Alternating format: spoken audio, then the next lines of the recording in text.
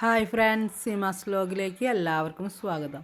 ഇത് കണ്ട ഞാൻ ഈ ബോക്സിൻ്റെ ഉള്ളിൽ നിന്ന് ഒരു കപ്പ് പോലത്തെ ഒരു പാത്രം എടുത്തത് കണ്ട നിങ്ങൾ.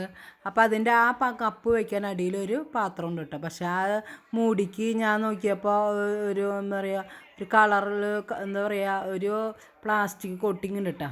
പിന്നെ കപ്പിൻ്റെ മുകളിൽ ഒരു അരിപ്പിയുണ്ട്. പിന്നെ അരിപ്പിക്ക് മൂടി വയ്ക്കാൻ വേണ്ടിയിട്ട് വേറൊരു മൂടി ഉണ്ട്. അങ്ങനെ ഒരു സെറ്റാണ് ഇത് കേട്ടോ. പിന്നെ ഞാൻ ആ അടിയിലത്തെ പാത്രം എടുത്ത് നോക്കിയപ്പോൾ ആ അരിപ്പ ഒരു എന്താ പറയുക, പ്ലാസ്റ്റിക് പൊളിച്ച് കളഞ്ഞു കേട്ടോ. പിന്നെ ഈ പാത്രം എന്തിനാണ് നമ്മൾ ഉപയോഗിക്കണമെന്ന് വെച്ച് കഴിഞ്ഞാൽ, നമ്മൾ ഈ സ്നാക്സ് ചിക്കനൊക്കെ വറുത്ത് കഴിഞ്ഞിട്ട് എണ്ണ ഉണ്ടാവും. അപ്പോൾ നമ്മൾ ആ എണ്ണ ആ ചട്ടിയിൽ എണ്ണ ആക്കി വെക്കൂലേ. പിന്നെ എന്തെങ്കിലും ഒരു ആവശ്യത്തിന് വേണ്ടി നമ്മൾ എടുക്കുമ്പോൾ പിന്നെ നമ്മൾ വീണ്ടും അരിക്കണം. അപ്പോൾ അതിനേക്കാൾ നല്ലതെന്ന് വെച്ച് കഴിഞ്ഞാൽ ചൂട്ടോടെ കൂടി നമുക്ക് ആ കപ്പിൽ അരിപ്പയിൽ ഒഴിക്കുകയാണെങ്കിൽ അരിപ്പ ഉരുകി പോവില്ല, കാരണം സ്റ്റീലല്ലേ.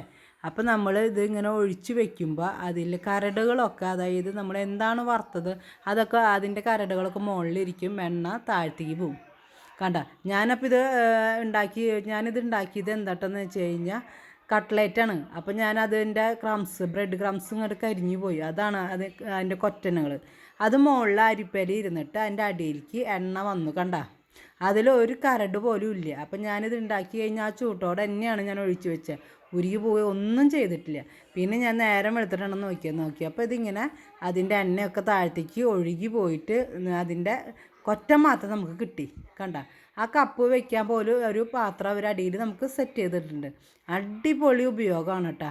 അപ്പോൾ അടുക്കളയിലേക്ക് ഇത് ആവശ്യമാണ്. അപ്പോൾ പറ്റുന്ന എല്ലാവരും ഇത് മേടിക്കുക. വീഡിയോ ഇഷ്ടമായി ലൈക്ക് ചെയ്യുക, സബ്സ്ക്രൈബ് ചെയ്യുക, ഷെയർ ചെയ്യുക കേട്ടോ.